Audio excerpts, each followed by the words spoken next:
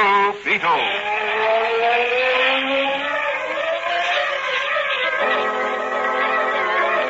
Sweeping down upon the underworld to smash gangland comes the mysterious, all-powerful character who is a problem to the police, but a crusader for law. In reality, Dan Garrett, a rookie patrolman, loved by everyone, but suspected by none of being the Blue Beetle.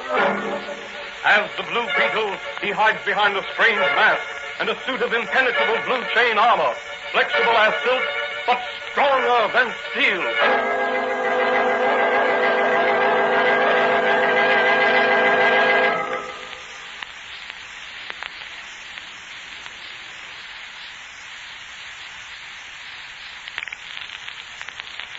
Today's episode of the Fox feature, The Blue Beetle, is entitled The Underworld Goes Underground. Rival construction companies submitted low bids for digging a tunnel under Eastern Valley River from York City to Paradise Island. The Dunlap Construction Company was awarded the contract. Many citizens and some of the newspapers believe young Reginald Dunlap's engagement to the daughter of Commissioner of Public Works Morrison was the main reason he got the contract for his company. Since work started on the tunnel, more than the average number of accidents have occurred in the workings. Strong pressure has been brought to bear on Commissioner Morrison by politicians and newspapers to cancel Dunlap's contract and give it to the Jenkins Company. During previous and less honest administrations, the Jenkins Company had a virtual monopoly on all city construction work. As our story opens, Patrolman Dan Garrett, who is really the Blue Beetle, is discussing the matter with his friend and confidant, Dr. Franz. I'm convinced, Doc, that there's dirty work going on at the tunnel. Well, what makes you so certain? The past record of the Dunlap Company, for one thing. Before this tunnel job, they enjoyed the reputation of having fewer casualties on their jobs than any other construction company in the country. But this is a very difficult and hazardous job. It is. But the Dunlap people have had other jobs just as hazardous. Yes, that's true. I went to college with young Dunlap, and I know he's a capable fellow. When the old man died recently, Reggie took over the business. He's done a good job with it so far. Well, what's causing all these accidents and so many men getting the bend? I don't know. But I'll bet some group is trying to undermine Reggie. It's a ticklish situation for the commissioner. Yes, I can see it is. He wants to favor his prospective son-in-law, yet he can't disregard the dangerous situation that exists. Excuse me, Danny. There's someone out front in the store. Yeah, it's only me, Doc. Why, hello, Mike. Hello. Come on back in the laboratory. Danny's here. Hello, Mike. Hello, Danny. I was looking for you. There's trouble over at the Mid-City Tunnel, and we've been assigned to investigate. Okay, I'll be right with you. Anybody hurt, Manigan? Yeah, I think Mr. Dunlap himself was hurt. Reggie Dunlap? I think so. Well, come on, Mike. Reggie's a friend of mine. So long, Doc. See you later.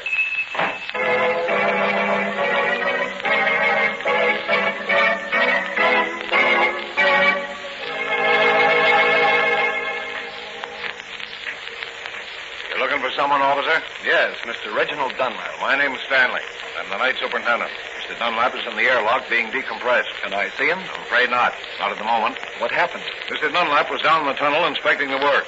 Got word that his fiancée, Miss Morrison, had been thrown from a horse while riding in the city park. He immediately rushed to the surface here without spending enough time in the decompression chamber. He got a severe attack of the bends. Well, I'd like to see him. I'm a personal friend of his. In a half hour, perhaps. He's back in the decompression chamber. I see. Was Miss Morrison hurt by the fall? Broken arm, I believe. She's at City Hospital. Well, thanks, Mr. Stanley. I'll take a run over there and drop back here in half an hour. Hey, what's doing, Danny? Drive me over to the city hospital, Mike. Miss Morrison's been injured. Can't see Dunlap for half an hour. He's being treated for the bends. Oh, bends, is it? That's what them tunnel workers get, ain't it? Yes. Well, what causes it, Danny? Well, in order to keep the rock and mud from falling in and crushing the tunnel workers, or sand hogs, as they're called, compressed air has to be forced into the tunnel until the air pressure against the sides and roof of the tunnel is as great as the pressure of the riverbed and water above the tunnel. Yeah, I can understand that, but... Pressure may vary from 40 to 60 pounds to the square inch. Oh, that must be tough on those sand hogs. It is. Normal atmospheric pressure at sea level is only 15 pounds to the square inch. And that's what the human body's accustomed to. Well, go on. When the men go on the job, they spend a certain amount of time in the compression chamber, called an airlock. While in the airlock, the air pressure is gradually increased to a point where it equals the pressure in the tunnel. The men are then able to pass directly into the tunnel. They say it sort of conditions them, huh? That's right. Well, what about when they come out? Well, that takes longer. If the men aren't properly decompressed before they come out into normal air pressure, paralysis and even death may result.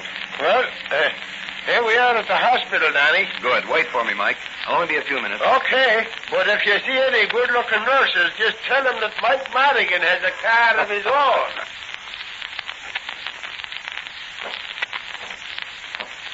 You'll find Miss Morrison in that room right there. Thank you, nurse. Come in. Yes? Oh, what is it, officer? Has something happened to Mr. Dunlap? Now, don't worry, Miss Morrison. Nothing serious has happened. I happen to be an old college mate of Reggie's, and I heard you were here. Oh. I wanted to ask you a few questions about your accident. Will you help me? Why, of course I will. I'll do everything I can to help Reggie. Well, now, tell me what happened to you. Well, I was riding along the bridle path in City Park when suddenly a man dashed out from behind some bushes, waving his hands and shouting. My horse shied and started to run away. I stepped off my saddle and fell. That's all I know until I came to, here in the hospital, with a broken arm. Well, now tell me, do you often take that same ride and at the same time? Why, yes. Almost every day if the weather is clear. Why? Oh, nothing. Well, I've got to hurry back and see Reggie, Miss Morrison. Now, don't you worry any more. Just take it easy and let that arm of yours set. I'm going to find the answer to these mysterious accidents.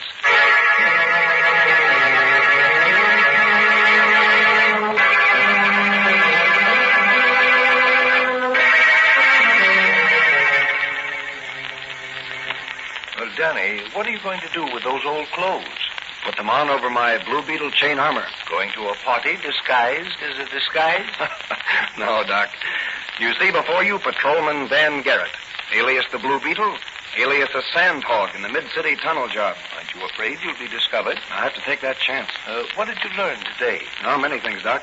I learned from Reggie, when I could talk with him, that he's not altogether satisfied with this new nighttime superintendent he has. You mean Stanley? Yes. Stanley's an experienced man, isn't he? Yes, and he came recommended by a friend of Miss Morrison. What about Miss Morrison's accident? I think that was planned with the hope that Reggie would come rushing up out of the tunnel as soon as he got the news. And be incapacitated by an attack of the bend. Yes. Well, what are you going to do? Go to work as a sandhog. Keep my ears and eyes open. But your identity. Does Dunlap know you're doing this? He asked me to help him solve this case. I told him it might prove embarrassing for his future father-in-law if word got around that a member of the city police force was working as a special investigator for the Dunlap Company. So? So I told him I was very close to the Blue Beetle, and I was sure I could persuade him to take the case. Very ingenious. Reggie got me a union card and a note to Stanley. I'm to start work tonight. Anything you need, Danny? This is going to be dangerous work. I'd like a shot of your secret 2X formula. May prove useful if I get into any trouble underground. You shall have it. Anything else? Not tonight. Well, so long, Doc. The Blue Beetle will crawl underground tonight instead of fly. But his nippers will be just as sharp.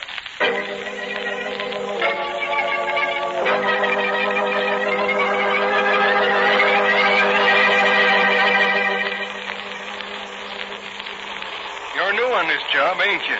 Yeah. You one of Stanley's men? I was hired by Mr. Dunlap. Oh, What difference does it make? plenty. The men Stanley's hired are out for no good. They're troublemakers. What do you mean? I've worked with some of them before. They're always brought in when somebody wants to slow up a job. They're nothing more than gangsters. Who hired you? Young Dunlap's old man. What about all these accidents, blowouts, and cave-ins? There he is. Look out. Trouble ahead. Don't let them get you into a fight. They'll kill you. Let them try it. He's a spy. That new guy's a spy of the management. Yeah, let's get him off of this job. Bert, too. Yeah, let's get them both. Hey, you. What's your name? Slug, do you? Oh, yeah? Well, slug to you. How do you like that? Well, how do you like that? Oh, get him, Joe. Get him with that. Wait till I finish first here. Oh, yeah? That will be never, Monk. How do you like them potatoes? Hey, fella, come on. It's the first. Come on, let's get in it. Hey, look, what is it? That guy's hat fell off. He's got a blue steel hood in his head. It's the Blue Beetle. The Blue Beetle? Yes, the Blue Beetle. And he's going to burn you with his magic ray. No, not in here. You'll blow us all the kingdom come. What goes on here? It's the boss. Who is this man in the strange mask? It's the Blue Beetle. Blue Beetle. Who sent you here? Blue Beetle flies wherever crime and crooks congregate. Well, there are no crooks here. He was snooping around with Burke there, boys. Bart, Yeah. go up to the office and get your money. Take this Blue Beetle with you. Well, now, listen, Mr. Stanley, I Get ain't... in the compression chamber there. Okay. You too, Blue Beetle. Don't let me see your masquerading face around here again. I have a feeling you and I will meet again, Mr. Stanley, after the Blue Beetle finishes his investigation. Shut the door, baby. Gee, boys. Do you think he's wise to you? Don't worry. When he gets out of that compression chamber, neither he nor Burke will ever be able to tell what they know or suspect. You've never had the bends, Blue Beetle, but you're going to have them now, permanently.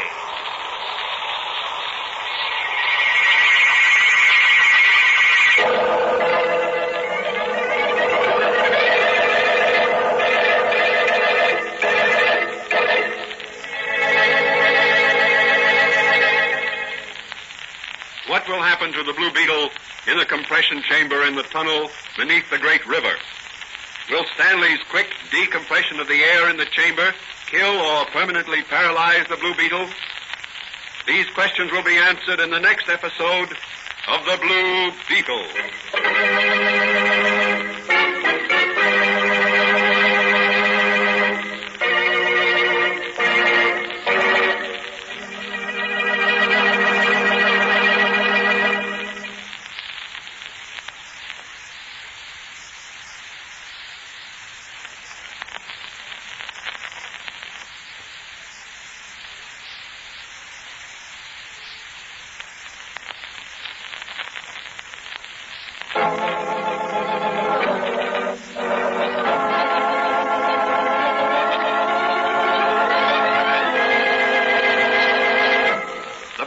Is a copyrighted Fox feature appearing in Mystery Men Comics magazine and the Blue Beetle magazine. The Blue Beetle is on the air twice a week on this same station. Consult the broadcast schedule in your local newspapers. And don't forget to listen in to The Blue Beetle.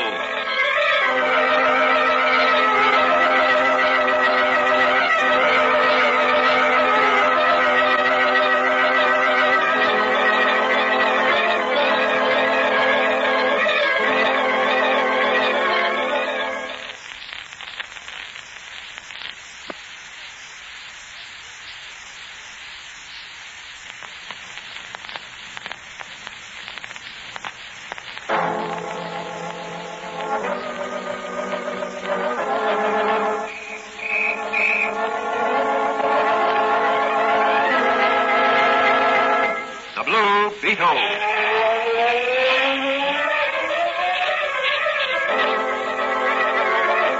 Sweeping down upon the underworld to smash gangland comes the mysterious, all-powerful character who is a problem to the police, but a crusader for law.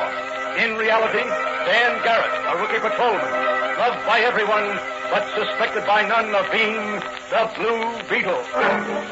As the Blue Beetle, he hides behind a strange mask and a suit of impenetrable blue chain armor, flexible as silk, but stronger than steel.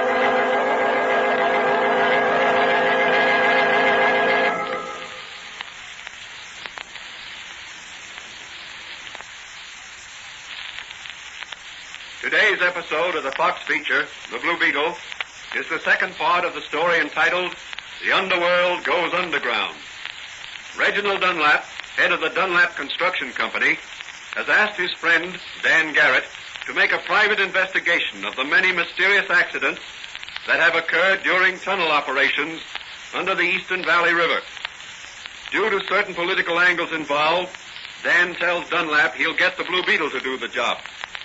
As the Blue Beetle, Dan Garrett, disguised as a tunnel worker, makes an investigation, but is discovered, and after a fight, is ordered into the airlock by the superintendent of the job to be decompressed before ascending to the surface. With the Blue Beetle in the airlock is a man named Burke, a faithful employee whom Stanley, the superintendent, dislikes and has just discharged. As the first episode ended, Stanley and some of his hirelings are decompressing the air in the chamber more quickly than is safe, in the hope that the Blue Beetle and Burke will be killed as a result. As our story opens, we are in the airlock with Burke and the Blue Beetle. What are we going to do, Blue Beetle? We're chopped and the air pressure is going down so fast I can feel the cramps coming on in my legs. Now, grit your teeth, old man, and bear it as well as you can. Just as soon as I can locate the valves in this darkness, I'll stop the decompression. There must be some control inside as well as outside this chamber. Why, I think there is. Over there to your right. I've found them. Lucky I had my flashlight with me. It's getting cold in here. That's caused by the expanding air. It draws heat from surrounding objects. Well, I hope you can get us out of here quickly. That's just what I don't want to do. Now, there. I'm shutting off the valves here.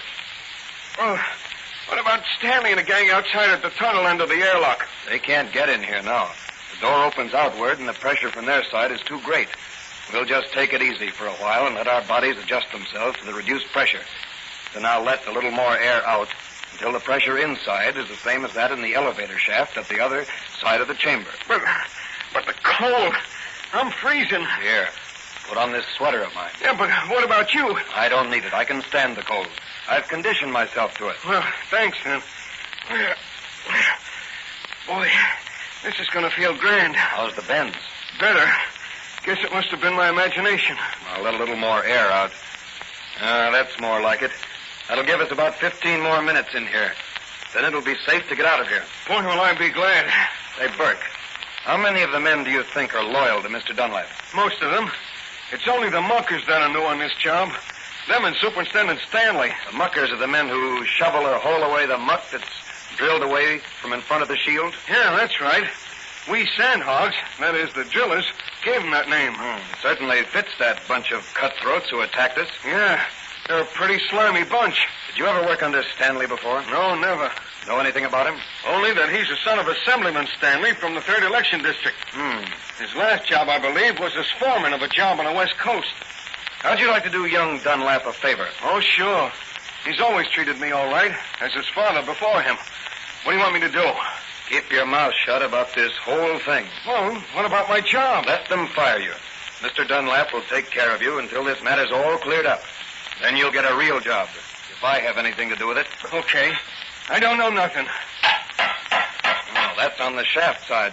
I'm going to open up. Open up. Give me my sweater back. I want to put on my disguise again. Okay. Yeah, here it is. And thanks a lot. You're welcome. Open up in there. Are you all right? Yeah, just a minute. Oh, what happened? Oh, down the tunnel, but we didn't get any answer. Oh, nothing's wrong. There was a fight, and me and Bert got fired. Yeah, Stanley fired us. We want our pay. I didn't get at the office. I'm going to find out what's wrong in the tunnel. Nothing's wrong, except there's a few of the wrong kind of rats in it. Come on, Bert. We need some fresh air.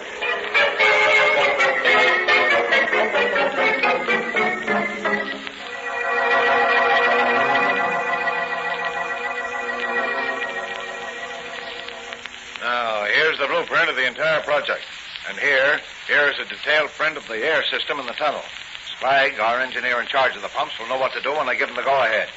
Now, your job, Fluky, is to see that the steel emergency curtain is jammed, so it won't fall when the explosion blows a hole through the roof and lets the river flood the tunnel. Sure, I got you. We want to make this accident a good one. You can count on me, boss. But make sure you get into the airlock as quickly as possible.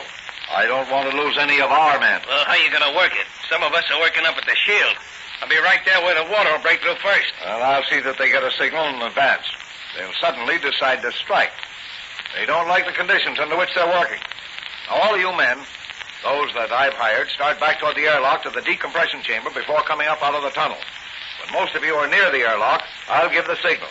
And Mr. Reginald Dunlap's construction company can wind up its affairs. Hey, what's that noise? The Blue Beetle. The Blue Beetle, Yes, and he's going to nip. You're unwise to get in my way again, Blue Beetle. I failed last time, but this time I'm going to make sure. Missed me, but I won't miss you, Stanley. That's for Dunlap, and that's for Burke. Hey, don't let this guy get through here. Hit him with something, Fluky. Bullets ain't no good against the Blue Beetle. Get the chair out. Sit in it. And that takes care of you. I'll just take these plans and be on my way. I don't think there'll be any more accidents, Mr. Stanley. Boy, what a wallop he back. Hey, Stanley. What about it? He's got our plans. Blue Beetle exposed. Let him try it. He's an outlaw, wanted by the police. He doesn't dare appear in any court to testify. Besides, those blueprints are meaningless after the danger's done. What are you going to do? Phone Scraggs and tell him to pull the job at once.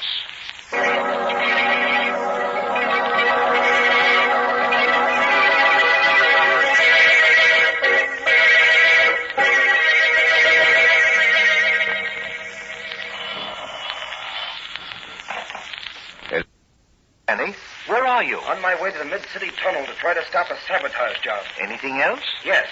Phone all hospitals to have ambulances and pull motors sent over right away. Got that? Yes, yes. Okay. The Blue Beetle has to work fast. Goodbye, Doc. Goodbye, Danny.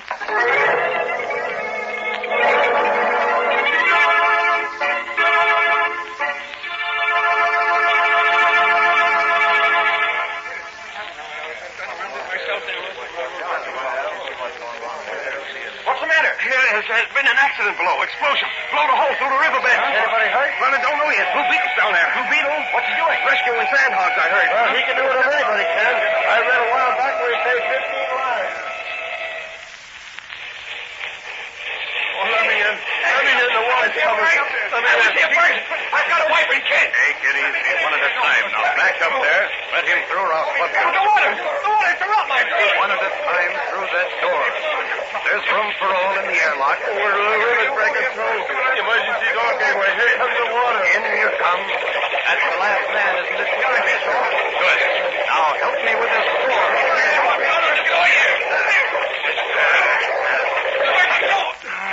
That's got it. Well, we're safe now. Saved. Saved. Every man saved by the Blue Beetle.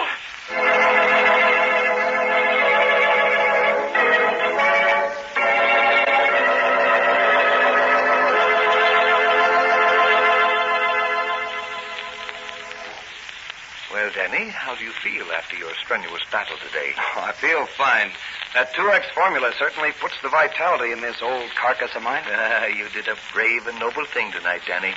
Saving all those men. That was the Blue Beetle's work, Doc. Yes, yes. But the Blue Beetle is Dan Garrett. And Dan Garrett is... Vice versa. And you know who's a happy man tonight? Reggie Dunlap, I suppose. Now that his enemies have been exposed. Yes, I guess he's happy. But I don't mean him. I mean Burke. Burke?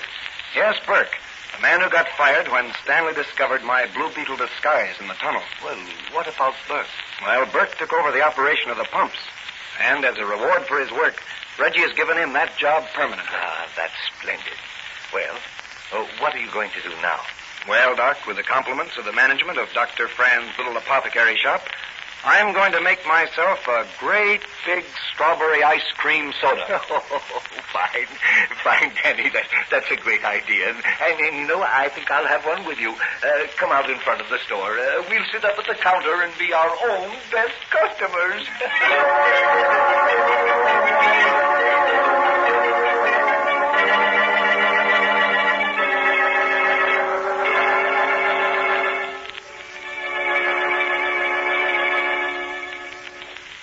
And so the Blue Beetle performed another noble deed and brought some dishonest crooks to justice. The moral of this story is that loyalty, such as that of Burke, the sandhog, brings its just rewards. What further adventures await the Blue Beetle in his one-man crusade against crime? This question will be answered in the next episode of The Blue Beetle.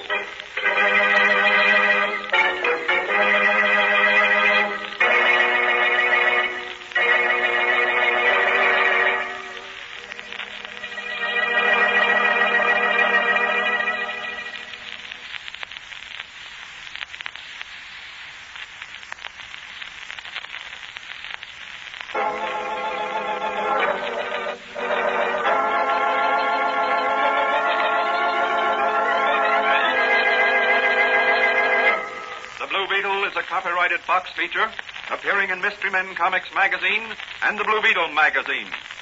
The Blue Beetle is on the air twice a week on this same station. Consult the broadcast schedule in your local newspapers. And don't forget to listen in to The Blue Beetle.